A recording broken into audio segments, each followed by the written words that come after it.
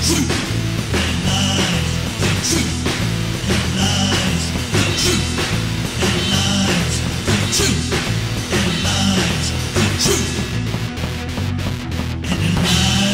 it away. Why don't we explain how you and I know each other? Let's do it. Let's do that, Mark.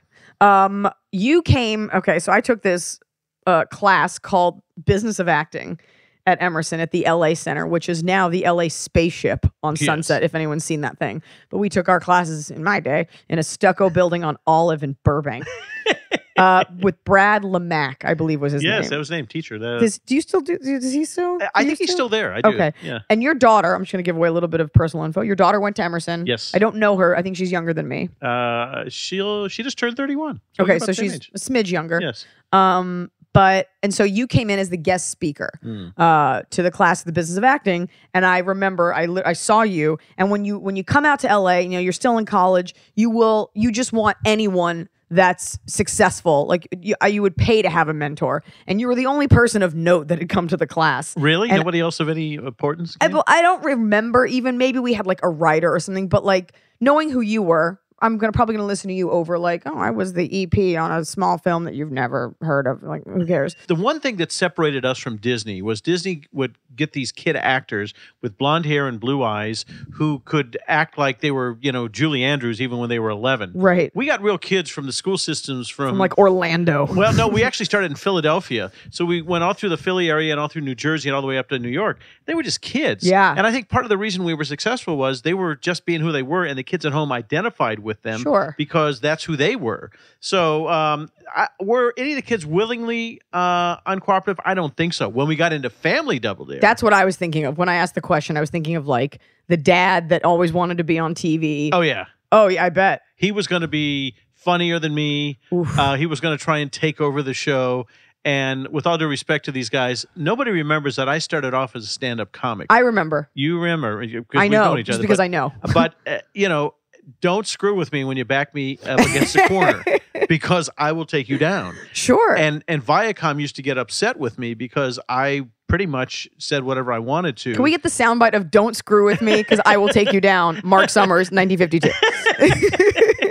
But a lot of these game shows, I'm blanking. I feel like Tom Arnold may have hosted one. Oh, who's the black guy that all black people love so much? Richard Pryor. Nope, the one he had, Steve Harvey. Can't say a bad thing about Brother Harvey. Steve Harvey is great on Family Feud. He is, but the point is these are all stand-up comics that have been through the circuit, and really, this is, a game show is a sweet gig. You get to show up and you do that. But there are two kinds of people that host. There are people like that are stand-up comics that are warriors that have been in battle. And then you have actors that are like, I'll just read cue cards and fluff my hair. Yeah. And the two species have nothing in common. And people don't get, I'm like, you're not just an attractive face reading. Like a lot of times there are no cue cards, or a lot of it's off the cuff. And you're there as the epicenter of the show. Right. And people come on and they think that they're just going to do whatever. And you're like, as you said, like, do not fuck with me. I will tear. And by the way, anything shitty you say to me on Excuse, we had people say, not often, they usually got the joke, but they'd spout out or they'd say mean things. Anything you say that you think you've gotten me, we will edit out. Sure. So all we're going to get is you having an attitude. We're in charge, and me having the last word. You told me something one time, and I don't know if this is kosher to talk about, but what's that? We can always edit this out if this is not okay for a Double Dare talk. All right. But you were saying, I feel like you told me something one time about like some weeks if the prize, like if the show was running low on a budget, you'd hide the flag extra deep. No, here's what we would do. Okay, let's hear this. I'm going to tell you the story. Okay. You would build an obstacle course where you would hope the kids would win. Okay. But there were no guarantees because the kids would get nervous. And before we would do it, we went to commercial break, we would walk them through each thing and say, don't put your foot here because they'll get in the chocolate pudding and then it'll slip and then you'll be screwed. So we would give them as many hints as we possibly could. Sure. Of course, when we'd say on your mark, they'd go, they forgot everything. Sure. So we would go through periods where kids would not win an obstacle course no matter what we did. So then we would kind of leave the flag showing and the pancakes and all that stuff. It's like you have to be a total moron to not be able to get that. But other times, no matter what we would do, they would win time after time after time. So one week we had 4 wins in a row. Well, when you're doing a budget for a game show, you allow for 2 wins out of 5 episodes. That's generally what you go for. But you can't control it, obviously. Right. Well, we had 4 in a row. We were now over budget. So what we would do is take the hardest obstacles, like the 1-ton human hamster wheel would always screw you. Because you have to, it's the one where you have to physically move it yourself. It would waste time. Right. Okay. We had a thing called the ant farm, and by the time the kid got in it and went remember around that. that, Did anyone ever get stuck in that thing? No, but it would take forever. Okay.